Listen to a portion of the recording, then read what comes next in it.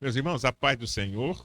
Hoje iniciaremos o estudo sobre igreja. E eu quero convidar vocês a abrirem as suas Bíblias em Atos, capítulo 4. E vamos ler dos versos de 32 a 35. Abre aí a sua Bíblia e eu vou ler nessa versão que está no slide, que é na King James atualizada. É um pouquinho diferente da revista e corrigida, um pouquinho diferente da revista e atualizada. 4, isso, 32 a 35. Diz assim: E da multidão dos que creram, um só era o sentimento e a maneira de pensar. Ninguém considerava exclusivamente seus bens que possuía, mas todos compartilhavam tudo entre si. Com grande poder, os apóstolos continuavam a pregar, testemunhando da ressurreição do Senhor, e maravilhosa graça estava sobre todos eles. Não havia uma só pessoa necessitada entre eles, pois os que possuíam terras ou casas as vendiam, traziam o dinheiro da venda e depositavam aos pés dos apóstolos, que por sua vez o repartiam conforme a necessidade de cada um. A oferta de José Barnabé. Meus irmãos, o que nós estamos acostumados a ouvir sobre igreja? Todos nós. Muitos de nós já temos uma carreira de vida cristã, muitos de nós já passamos por discipulado ou lá na presbiteriana, como é que é? A classe de catecúmeno. Tem tanto tempo que você fez essa classe que já esqueceu, né? Mas é alguma coisa assim, né? É alguma coisa desse jeito. E aí cada igreja tem a sua forma de preparar o novo crente para o batismo. Independente da denominação, uma lição vai falar sobre igreja. E por que sobre igreja? Porque, meus irmãos, tudo aquilo que nos rodeia depois de aceitarmos a Jesus Cristo como Senhor e Salvador de nossas vidas está ligado à igreja. E desde já eu quero dizer que o conceito de igreja é duplo e nós precisamos entender claramente isso. Então veja só. Qual o sentido amplo de igreja? Muitas vezes nós estamos muito focados em igreja no sentido de eclésia. É certo? É. Mas há um sentido muito amplo de igreja e nós precisamos entender isso. Então, veja só. Em primeiro lugar, igreja é uma comunidade composta por cristãos que forma um corpo social organizado, instituído por Jesus Cristo. Algumas coisas são importantes nesse primeiro sentido amplo de igreja. Primeiro, instituído por quê? Por Jesus Cristo. Por isso, a igreja de Cristo, por isso, cristianismo, por isso somos conhecidos como cristãos. Porque a igreja foi instituída por Cristo. Ele quem deixou a base da igreja para nós. Agora, o que é mais interessante nessa definição? Comunidade composta por cristãos. Quando fala em comunidade composta por cristão, nesse sentido aqui, igreja é uma grande assembleia. E aí, parafraseando, é uma Assembleia de Deus. Mas não é a denominação Assembleia de Deus. É a Assembleia dos Santos. Então, todos nós que estamos aqui reunidos, formamos o quê? Uma grande assembleia. E aí é maravilhoso porque é o conceito amplo. Então, batista, presbiteriano, assembleiano, metodista, luterano, anglicano e as outras vertentes denominacionais, todos fazemos parte da Assembleia dos Santos. Por que fazemos parte da Assembleia dos Santos? Porque a igreja foi instituída por Jesus Cristo. Aí olha como é interessante. Muitos de nós pensamos, né? Ah, mas por que tantas igrejas ou tantas denominações na Terra? Faz assim com a sua mão. Faz assim, todo mundo. Olha assim com a sua mão. Tem algum dedo igual? Já pensou se todo dedo fosse igual? Já pensou se os 5 dedos dessa mão fossem igual ao polegar? Nós tivéssemos 5 polegares? Se todos nós tivéssemos desse dedo mindinho aqui, todos iguais. Cada dedo tem a sua função. Então entenda, quando Deus estabelece a igreja e a igreja começa a ser formada por denominações, é por quê? Porque nós não somos iguais. E aí, duas grandes lições nós precisamos aprender. Primeira, nenhuma denominação é perfeita. Repita comigo, nenhuma denominação é perfeita. Batista tem problema? Tem. Assembleano tem problema? Presbiteriano tem problema? Metodista tem problema? Luterano tem problema? E as outras têm problema? Todos teremos. Por quê? Essa assembleia aqui dos santos, essa comunidade composta por cristãos, nós somos formados de pessoas imperfeitas ainda. Nós estamos esperando a glorificação do corpo. Deus está trabalhando na nossa vida para que a gente chegue lá. Mas já somos perfeitos? Não. Então entenda, não existe denominação perfeita. Primeira realidade. Segunda realidade, não existe denominação uma melhor que a outra. Quer ver como isso é interessante? Nós, batistas nacionais, saímos de onde? Dos batistas? Hã? Dos batistas brasileiros. Agora, quer ver como é interessante? A Assembleia de Deus saiu de onde? De dentro dos batistas brasileiros também. Estão percebendo como a história, à medida que a gente começa, e aí, não sei se nesse estudo ou na frente, vai chegar um ponto que a gente vai estudar a história das denominações, para que a gente compreenda melhor isso. Nós vamos começar a entender que essa separação, meus irmãos, até certo ponto ela começa a ser natural. Vamos pegar o exemplo dos assembleanos aqui do Nordeste. A primeira Assembleia de Deus que começou no Nordeste é o campo do Recife.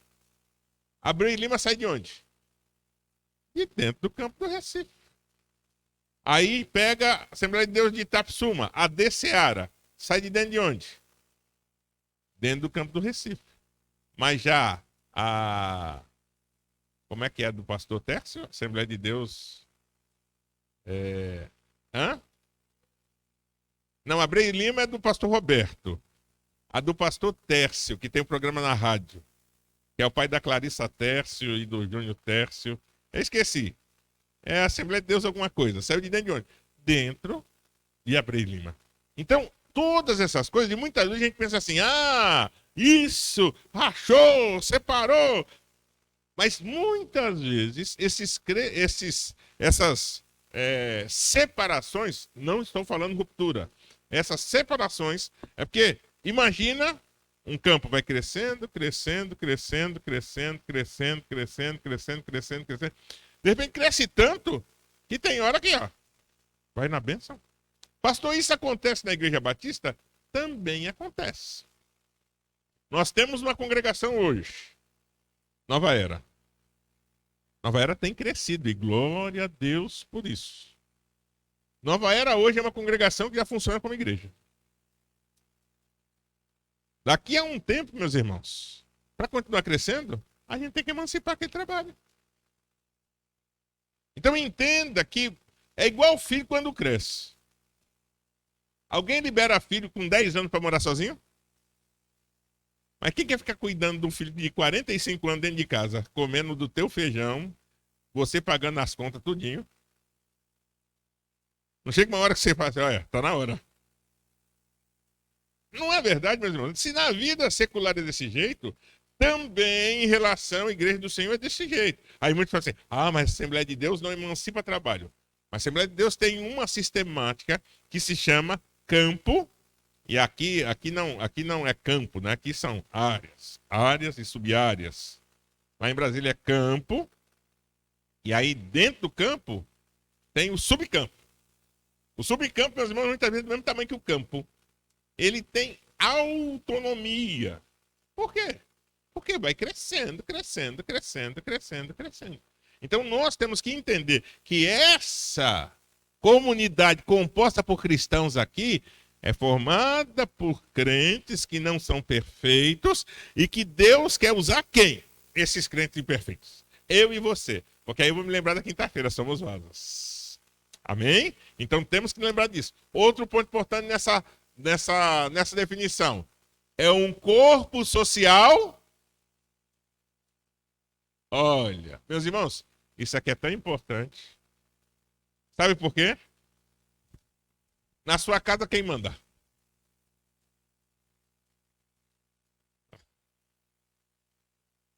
Já pensou se todo mundo chegasse na sua casa para dar um pitaco? Ia virar uma grande bagunça. Se a igreja não tiver uma organização, uma liderança, diretrizes, vai virar o quê? E uma coisa que Deus não gosta de bagunça. É o que Deus não gosta. Eu sei que muitas vezes as pessoas chegam e falam assim, mas se fosse eu. É igual o filho quando não casou ainda, né? Quando a gente não casou, a gente acha que vai ser diferente. Casa. Replica tudinho que os nossos pais fizeram conosco. Não é desse jeito. Ali, Mary. Mary, a tua filha está crescendo, Mary. Preocupa ou não preocupa? Aí acho que a Mary agora tá pensando assim, meu Deus do céu, tudo aquilo que minha mãe falou, minha filha, não faça isso, não vai. Mãe, posso ir? Não. Daqui a pouco vai começar com a filha. Mãe, eu posso ir? Não. Por quê? Porque não pode. Mas mãe, eu quero ir. Não vai. Não é desse jeito, meus irmãos. Muitas vezes nós achamos que a igreja ela tem que ser regida de acordo com o que eu penso. Olha o dedinho. Quando Deus estabelece, e aí, lendo também o livro de Atos, a figura do apostolado, é para quê? E aí lembram que os apóstolos no início, eles cuidavam das coisas do Senhor e tinham que cuidar das outras coisas. Alguma coisa não dá certo quando você faz muita coisa. Por que se instituiu os diáconos? Olha, a parte administrativa, a assistência, vocês cuidam. Eu vou tratar da palavra, do estudo, do preparo. Por que essa divisão, meus irmãos? Organização. Então entenda que a igreja, como corpo organizado, ela precisa de estrutura. E muitas vezes, quando está fora, meus irmãos, a coisa mais fácil do mundo é quando a gente está fora. Quando eu trabalhava secularmente, um dia eu ainda vou chegar à gerência. Quando eu cheguei à gerência, meus irmãos, eu comecei a entender que muita coisa que o gerente fala não permite, é porque não pode permitir, porque se permitir, vira bagunça. Eu vou dar um exemplo só. Trabalhei em uma unidade em que, quando se batia a meta, tinha um churrasco de comemoração. Aí chegou um gerente novo. Batemos a meta e ele estava visitando a unidade nesse dia. Vamos comer um churrasco. Aí ele pegou e falou, vamos. Foi, comeu um churrasco. Aí quando voltou ele falou assim, Clóvis, por que o churrasco? Falei, porque, olha, eu cheguei aqui, já tinha esse costume, eu só dei sequência ao costume. Ele falou, você já pensou que a meta é estabelecida, o alvo da meta é para ser cumprido? É. Ele falou, por que vai premiar aquilo que é obrigação? Aí eu já não tinha mais o que responder para ele, né? Ele falou, olha, lá no final do ano, tudo bem, é uma confraternização, mas todo mês é mais que obrigação. Ele falou assim, o prêmio que a equipe ganha por bater a meta é a comissão. Vocês não recebem comissão? Recebemos.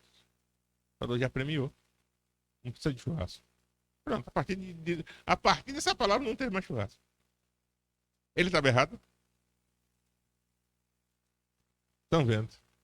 Muitas vezes nós, humanamente falando, meus irmãos, nós costumamos a premiar aquilo que não precisa ser premiado. Só que quando você premia o que não precisa, você cria o costume. E aí esse costume é complicado. A igreja sofre muito por causa dos costumes adquiridos. E aí quando você vai mudar o costume, é um falatório. Então Deus quer nos dar a conscientização de que a igreja é um corpo social organizado. Se é organizado, precisa de sistematização, precisa de normas, precisa de limites. Vou dar um exemplo. Por que hoje em dia tem muita gente criticando o ECA? Porque o ECA só tem benefícios para os adolescentes. Não tem responsabilidades. Isso é perigosíssimo. Quer criar um monstrinho ou uma monstrinha dentro de casa, faça tudo que ele ou que ela queira. Você vai criar um monstrinho ou uma monstrinha. E na hora que quiser corrigir, ainda vai ouvir falar assim, mas você me criou assim. Por isso que o limite é importante, a responsabilização é importante, como carinho é importante, como afeto é importante, como cuidado é importante, mas não pode ter só um sem esquecer do outro. Segundo conceito amplo de igreja, é o conjunto dos cristãos, é a assembleia, né? Então, sentido de corpo. Sentido figurado, grupo de pessoas que têm a mesma aspiração, mesmas ideias e mesma doutrina. Por isso, denominação. Pastor, o senhor falou dos batistas brasileiros e batistas nacionais. Tem diferença? Tem. Por isso que são duas denominações diferentes. Mas o tronco principal é 90% igual, mas difere em 10%. Então, entenda, as aspirações, as ideias e as doutrinas são as mesmas? Vai entrar em convergência. Entrou em convergência, então, por isso que alguns congregam na Igreja Batista, por isso que outros congregam na Assembleia de Deus, outros são presbiterianos, outros são metodistas, outros são luteranos. Por quê? Vai estar dentro daquilo que eu penso. E aí tem uma coisa muito perigosa. Até que hoje em dia está acabando um pouco disso.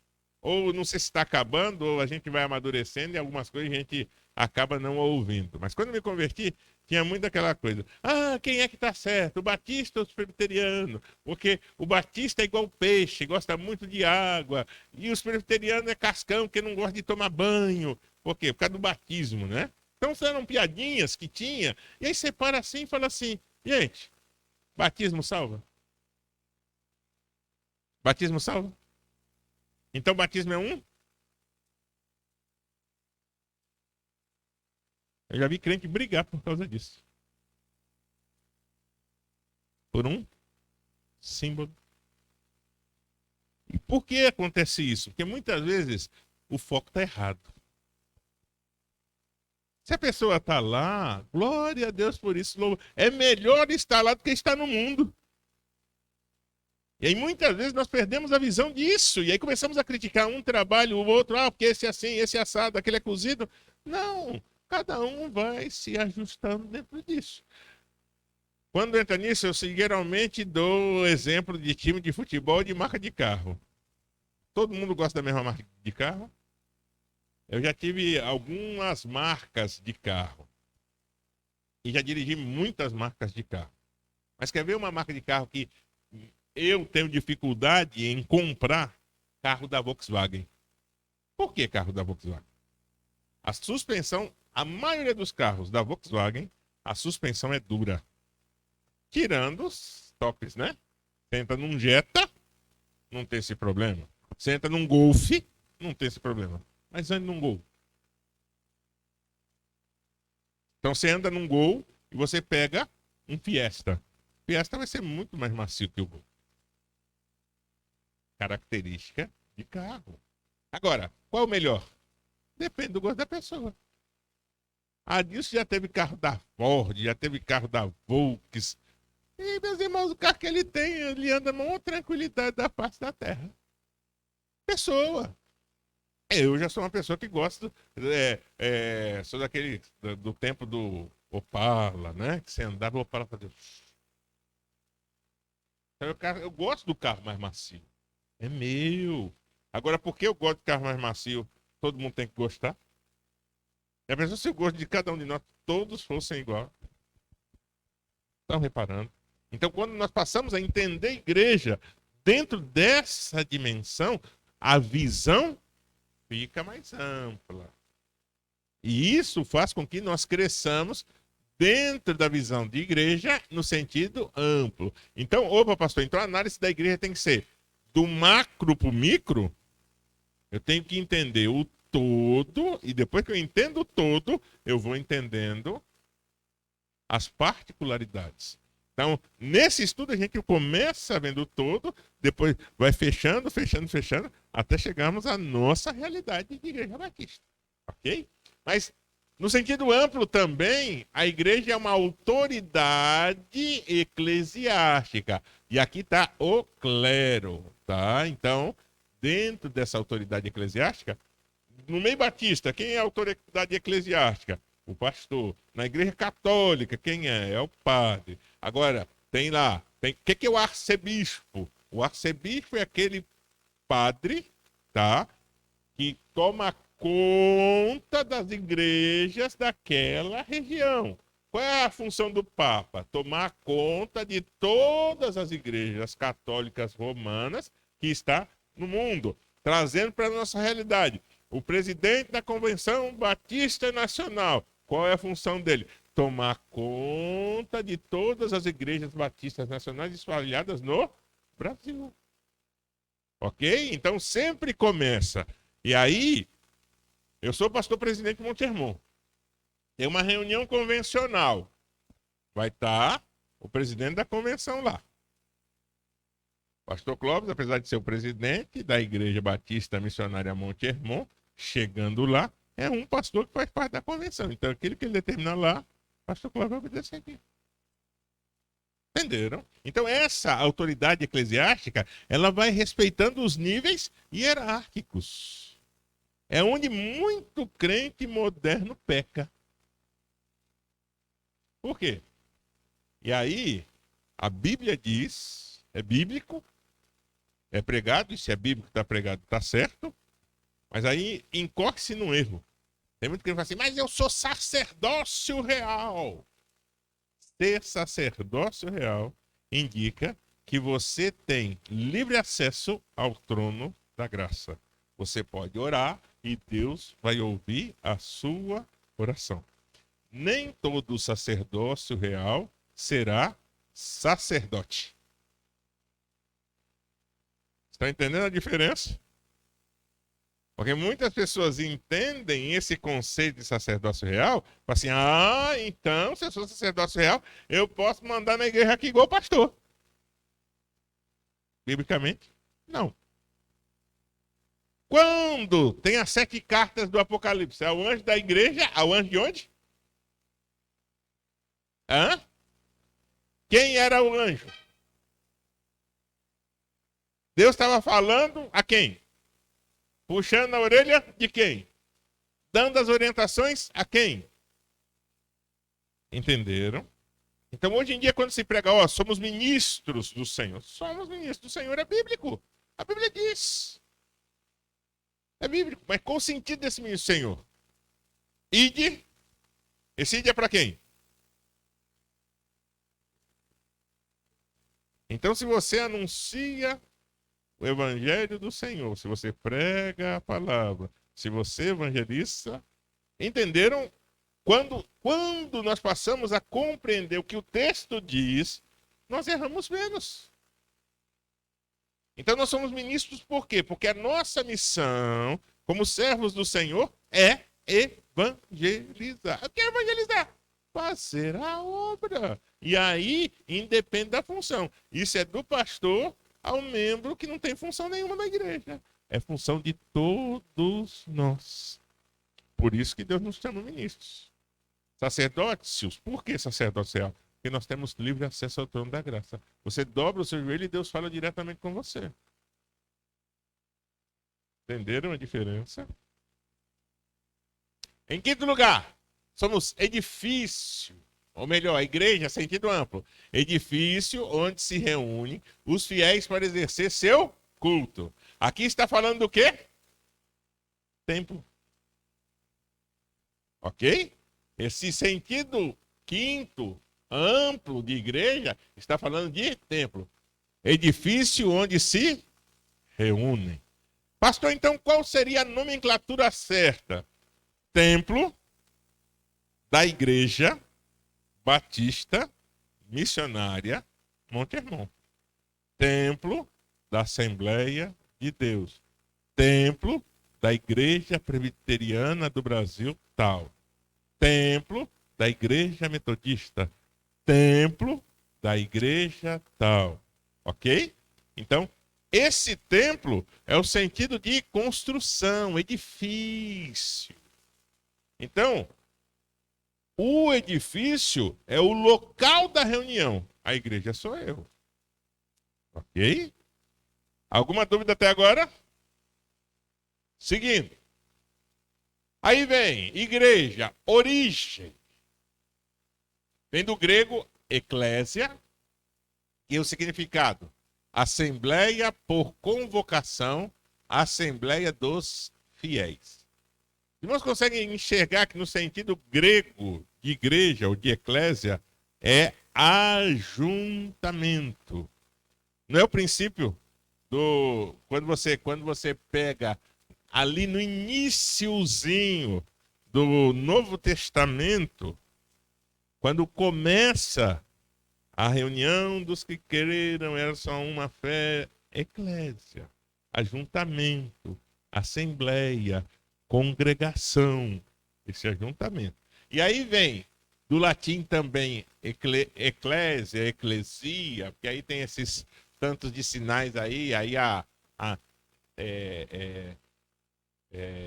nasalar. Então, nasalização da palavra vai depender aí até muitas vezes de região, tá?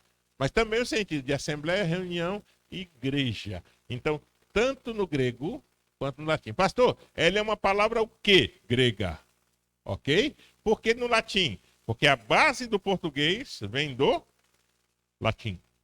Ok? Então, por isso a definição no grego e a definição do latim. Seus irmãos certamente não vão lembrar, porque não é no nosso tempo, né? Mas as missas antigas no Brasil eram celebradas como? Hein? Eu fico pensando que ninguém devia entender nada do que estava falando, né? Porque assim, latim é extremamente difícil. Se o português é difícil, meus irmãos, o latim é muito mais difícil. Ninguém entendia nada. Só quem entendia era o padre. Não tinha. Por isso que era aquela repetição. Aí a gente começa, quando lê a história, a gente começa a entender a repetição. Por quê? Não tinha-se Bíblia, melhor, tinha-se Bíblia, não como se tem hoje, porque a impressão é muito pouco. E também se tivesse muita Bíblia, não ia adiantar, porque pouquíssimas pessoas liam. Então imagina, se o português já era muito complicado, imagina o latim. Por isso que no decorrer do tempo foi se passando esse costume e se acabou. Pastor, ainda tem algum lugar desse jeito? O lugar que mais se assemelha a isso, não no latim, mas você chega hoje no Rio Grande do Sul, o interior do Rio Grande do Sul, tá? Na capital, Porto Alegre, já não acontece mais isso, nem na região ali metropolitana, cidades próximas de Porto Alegre. Mas lá no interior do Rio Grande do Sul, existem igrejas luteranas que ainda têm pessoas alemãs, que vieram lá da Alemanha. Então tem lá 80, 90 anos de idade, que aí eles fazem um culto em português e um culto em alemão. Então a maioria dos pastores luteranos, eles estudam o português, eles estudam o hebraico, eles estudam o grego, eles têm noção de latim e eles estudam o inglês e o alemão. Por isso que a maioria dos tradutores saem de onde? Igreja luterana.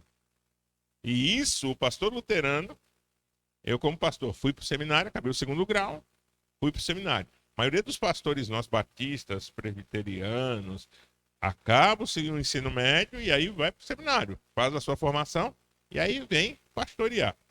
O pastor luterano, ele quando tem o chamado, ele já vai para o seminário no início do ensino médio. Então ele começa a estudar a formação dele pastoral, o primeiro ano do ensino médio. Então ele tem o primeiro ano do ensino médio, o segundo ano do ensino médio, o terceiro ano do ensino médio, mais 4 anos no seminário. E aí, muitas vezes, quando acaba, ainda faz 1 ano e meio, 2 anos de segunda graduação em filosofia. Então a pessoa, o pastor luterano, quando sai, ele sai com um cabedal de conhecimento espetacular, principalmente nas línguas originais. Você pega um pastor luterano, ele pega a Bíblia hebraica, ele lê o hebraico e o grego como lê o português. Por quê? Começa a estudar bem cedo. Então aí começa a ter essas facilidades. Então foi um lugar onde eu fiquei até admirado, porque quando chegou, era um culto 10 da manhã, eu preguei no culto 10 da manhã, aí tinha um culto 3 horas da tarde no domingo e o outro culto às 5 horas. E eu fiquei, mas por que 2 cultos no domingo? Ele falou, não, porque um culto é só para os alemães que vieram, que moram aqui, não tem um número muito grande, mas estão vivos, então a gente tem um culto em alemão. Eu falei, mas tudo em alemão é música cantada em alemão, mensagem em alemão, oração em alemão. Eu falei assim, puxa, que interessante. Não é muito comum de se ver, mas aí lá no interior do Rio Grande do Sul eu vi essa realidade. Então eu fico imaginando que devia ser mais ou menos dentro dessa realidade. Já os filhos desses alemães participam do culto qual? Português, que é mais falado. Eles são brasileiros, eles não são alemães. Eles são brasileiros, ok? Então, esse é o sentido da palavra eclésia. Agora, igreja segundo a Bíblia. Veja só, igreja vem do latim eclésia. É um templo cristão. É o local da pregação dos ensinamentos de Cristo, obedecendo os princípios da ética cristã. Vai ficando mais abrangente. Então veja, saiu lá, ele volta ao conceito de eclésia, ele fala no templo, local de reunião, de quem? Daqueles que aceitaram a Cristo, templo cristão, local de pregação dos ensinamentos de Cristo. Quer ver uma coisa, meus irmãos, que até hoje, eu tenho, aqui em Montermont, a gente já melhorou muito sobre isso, mas como eu tenho recebido alguns convites para pregar em outras igrejas, sejam batistas nacionais, sejam de outras denominações, é uma coisa que me assusta. O conceito diz o quê? Local do quê? Pregação dos... Quanto tempo no culto hoje as pessoas estão reservando para a pregação dos ensinamentos de Cristo? Esses dias para trás a gente teve um culto. Começou 6h30. Nós chegamos lá às 7, não foi? Chegamos às 7. Me passaram a palavra. Eram 8, quase 8h30, não foi? Quase 8h30. Aí eu fiquei pensando, meus irmãos. Cantar é bom? Claro que é. Não falando que cantar não é bom, não. É bom. É gostoso. Alegra a nossa alma. Mas o crente cresce aprendendo a falar. Eu preguei até estendi um pouquinho, porque não deu para terminar a mensagem em 30 minutos. Preguei mais ou menos 40 minutos. Acabou mais ou menos 9h10, não foi? Entre 9h10 e 9h15. Eu estava devolvendo a palavra para o dirigente do culto. Mas aí eu peguei no meio da mensagem e falei, meus irmãos, está na hora de nós pararmos um pouquinho e pensarmos. 3 horas de música para 45 minutos de ensino da palavra. Esse crente está crescendo torto. Quando a Bíblia diz antes de crescer na graça e no conhecimento, Deus quer ensinar para nós o equilíbrio. Por isso que eu tenho dito em Monte Irmão, 1 hora para todas as participações. 1 hora de mensagem. O crescimento igualitário. Eu tenho que sentir graça do Senhor louvando ao Senhor, mas eu também tenho que sentir a graça do Senhor sobre a minha vida à medida que eu estou estudando a palavra do Senhor. À medida que eu estou aprendendo os ensinamentos de Cristo. A igreja tem perdido essa vontade de crescer na palavra, de conhecer dos ensinamentos de Cristo, de se aprofundar no conhecimento da palavra. Entenda uma coisa, meus irmãos: estrutura espiritual, firmeza espiritual, não vem por meio do louvor, vem por meio da palavra. Por isso que o Salmo 1, o Salmo 119 e outros salmos são verdadeiras exaltações à palavra. Então não é que louvar não seja bom. Deus recebe nosso louvor. Fala que o nosso louvor chega às narinas dele como aroma suave. Então nós devemos louvar? Devemos. Mas não é só louvar.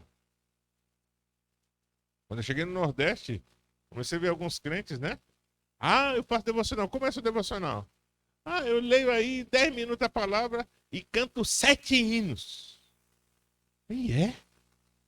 Mas esse negócio não tá errado, não. E você canta 7 hinos, dá o quê, mais ou menos? Quase 30 minutos, 7 hinos, né? Se for indo da Lagoinha, 7 hinos dá 1 hora e meia. Está na hora de nós pensarmos nisso, meus irmãos. Porque o objetivo que Deus estabeleceu à igreja, olha, pregação dos ensinamentos de Cristo. À medida que a gente cresce em conhecimento da palavra, aí vem estrutura espiritual na vida do crente.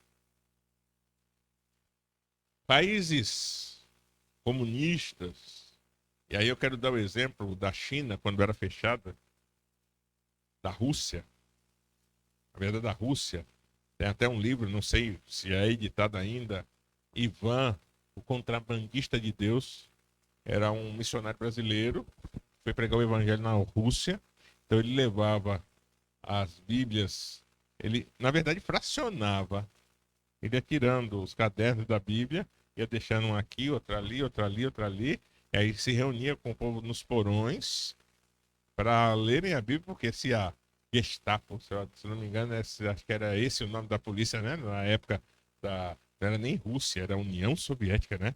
União das Repúblicas Socialistas Soviéticas. A Gestapo pegasse, prendia, torturava, porque era cortina de ferro, então não aceitava isso. E aí quando caiu a cortina de ferro, aí começou a aparecer um número de pessoas que já tinham aceitado Jesus Cristo como Senhor e Salvador, e ele contou toda essa história. Não podia cantar. Por quê? Porque o vizinho podia denunciar. Eles pegavam com vela ou lamparinas, focavam com aquele pedacinho de folha de Bíblia, ficava lendo aquele texto. E aí se deliciava ali com aquele texto. O que deu estrutura espiritual para eles? Então, meus irmãos, por isso que a Bíblia diz que a Bíblia é para nós alimento. Crente brasileiro tem que voltar ou começar a ler, estudar e meditar na palavra.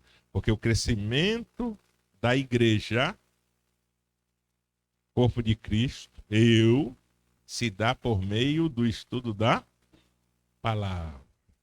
Então, se eu cresço como igreja, a igreja, templo, vai crescer. Ok? Mas Deus está fazendo esse chamamento para nós. Pastor, então quer dizer que o local da igreja tem que se aprender a palavra? Exatamente. Sim,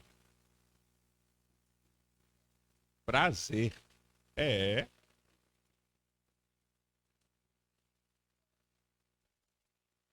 E esse versículo é tão sério, Diácono Justino, que esse prazer aí é sentido de gozo, é sentido de satisfação. Então, antes, o meu gozo, a minha satisfação, a minha alegria está onde? Na lei do Senhor. E na sua lei medito de dia e de noite. Então, com a onda de cultos, a celebração, podemos celebrar? Podemos, não tem problema nenhum. E com alegria, com satisfação no coração, louvando o nome do Senhor. Mas não podemos nos afastar nunca do ensino da palavra. Ai, também, também. E ali, Josué 9, na segunda-feira, no ciclo de oração em Nova Era, deu uma pincelada em Josué 9. Muitas vezes a gente está lendo aquele versículo e não está atentando para a realidade daquele versículo. Ele fala 3 vezes ali: ser forte e corajoso para isso, ser forte e corajoso para guardar a minha palavra. Então, não se afastar desse livro da lei. Então, são 3 lições ali que tem nos ser forte e corajoso. E muitas vezes nós estamos passando por isso, desapercebido, e está na hora da igreja do Senhor se despertar para essa realidade. Segunda parte do conceito: igreja é um conjunto de fiéis unidos pela mesma fé e que celebram as mesmas doutrinas religiosas. Então entenda, pastor, e eu tenho dito isso. Qual é o culto ou quais os cultos em que o crente cresce? No estudo da palavra. Quarta-feira à noite, domingo de manhã. Vou fazer uma pergunta para você. Como está a sua frequência nos cultos de quarta-feira à noite, culto de ensino, e nos cultos de domingo de manhã? Por quê, meus irmãos? É 8 e 9, você vê? É o 8 e o 9.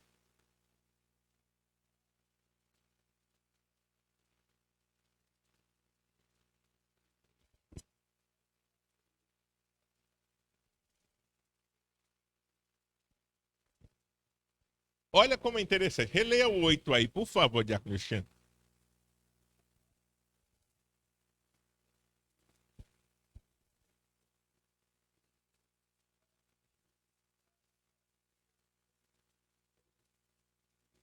Pronto, até aí, até aí. Olha só. A Bíblia diz que não saia da nossa boca nenhuma palavra. Por quê?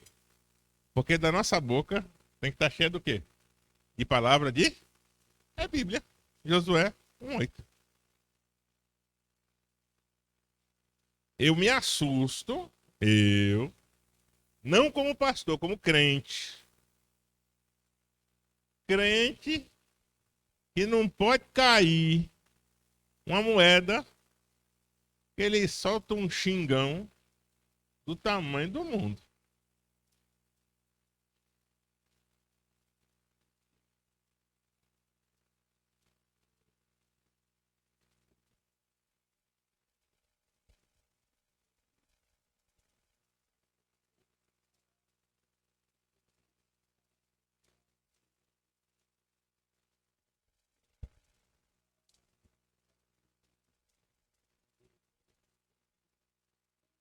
Tá aí. Vê que a conduta cristã, a gente não falou de ética, meus irmãos. Olha lá, ó. Princípios da ética cristã. O crente aprende a ser ético estudando o quê?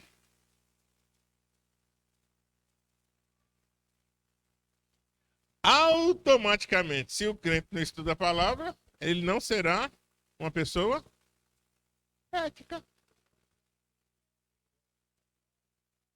Sim,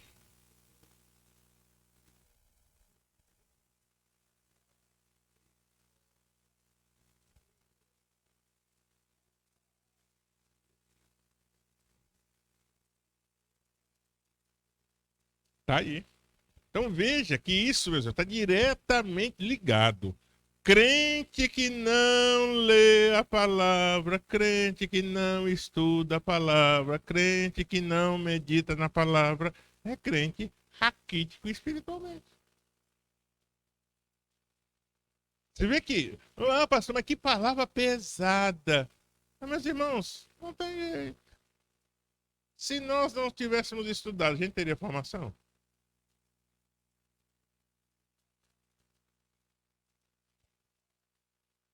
Entendeu?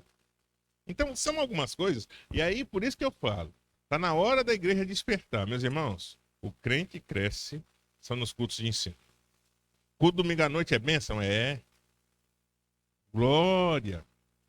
Mas culto domingo à noite, meus irmãos, é um culto feito, claro, a gente vem para cultuar o Senhor. Mas é um culto voltado para a pessoa que não é crente. Dificilmente, eu que sou meio, de vez em quando, dá umas loucuras na minha cabeça, eu falo assim, hoje à noite, domingo à noite, já que o crente não vem no domingo de manhã e domingo à noite, aí eu trago palavra de ensino no culto do domingo à noite. Mas quando eu trago uma palavra de ensino no culto do domingo à noite, eu estou crendo, pode até ter salvação, mas dificilmente a pessoa ímpia vai entender aquela palavra. Mas por que que tem que fazer isso? Porque os crentes não estão aqui na quarta e no domingo de manhã. E entenda, todas as vezes que você falta, você deixa de crescer. Pastor, e Deus cobra? Se você não está fazendo o que é certo, Deus vai cobrar ou não vai cobrar? E entenda uma coisa, meus irmãos. Qualquer desculpa em relação a isso é desculpa. Ah, porque eu tenho que arrumar a casa. Segunda, terça, quarta, quinta, sexta, sábado. Ah, mas sábado vou na feira. E os outros dias? Ah, mas eu tenho que preparar o comer. Tá aqui minha esposa. Tem dia que antes de vir da escola dominical, o almoço tá pronto ou não tá? E sabe quem faz? Eu. Eu. Então não é desculpa não, meus irmãos. Ah, tô cansado. E você acha que pastor não cansa, não?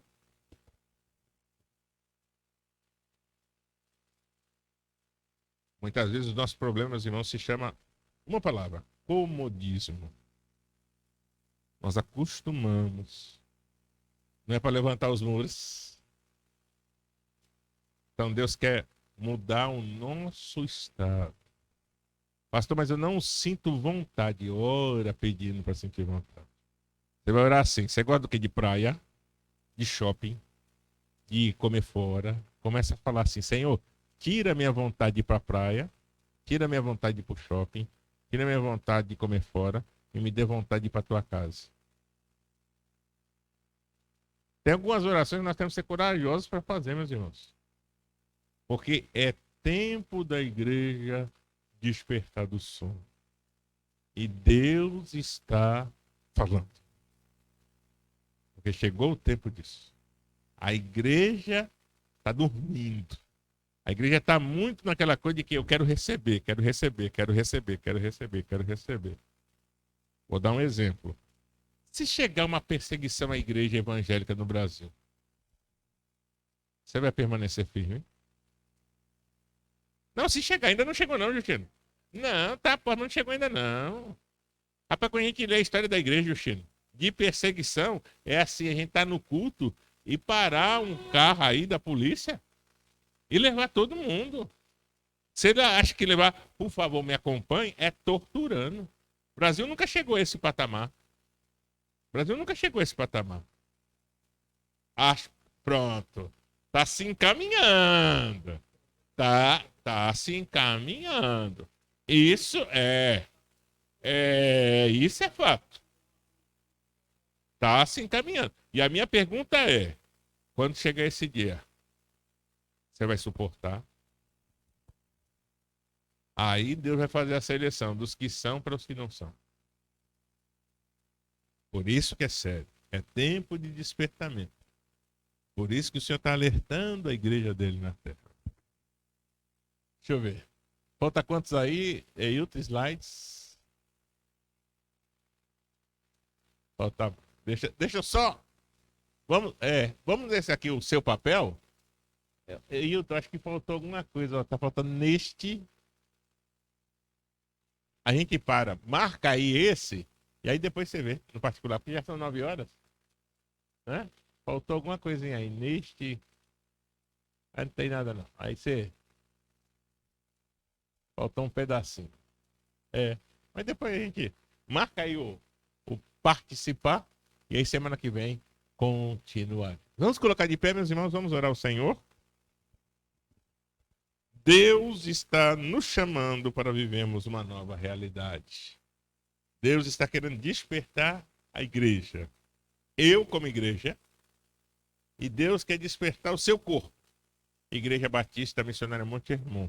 Para voltarmos a estarmos na posição que Ele almeja que estejamos. Vamos orar com o diácono Justino e logo após estarei impetrando a bênção apostólica.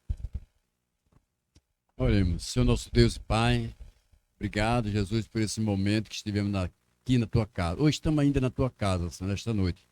Agradecido por tudo quanto foi feito nesta noite, pelo louvor, testemunho, Pai, também pela pregação, Senhor, e o ensinamento da Tua palavra nesta noite. Que nós possamos sair daqui com uma diferença, Senhor, de que ouviu e procurar entender. Que é isso que é mais importante, obedecer a Tua palavra, Senhor, transformar as nossas vidas. Que tenhamos dias constantemente, ó Pai, favorável à nossa alma, ao nosso corpo, às nossas vidas, na prosperidade não só física, mas também espiritual. Que o Senhor comece a derramar poder em nossas vidas, Senhor. Derrama todo o Teu amor para conosco, para que nós possamos a cada dia, Senhor, nos firmarmos para a glória do Teu nome, Pai. Abençoa o nosso trajeto para nossas casas, que tenha uma noite de sono para repousadora em nossas vidas. Abençoa teus filhos a cada dia mais, que tenhamos uma semana cheia de bênçãos, de misericórdia, Senhor, de livramento. Ó Deus, abençoa cada um dos teus filhos que chegaram nesta noite, que saiam daqui, ó Pai, com seus corações transbordando de alegria pela tua palavra que foi ministrada nesta noite e por tudo quanto foi feito em nossas vidas. Isso tudo te pedimos e te agradecemos em nome de Jesus. Amém e graças a Deus. Estenda as suas mãos, que a graça do nosso Senhor e Salvador Jesus Cristo, que o amor de Deus nosso Pai e as eternas consolações do Espírito Santo do Senhor sejam sobre todos nós, desde agora e para todos sempre. Amém e amém. Cumprimente o seu irmão e vamos todos na paz, na bênção e na graça do Senhor.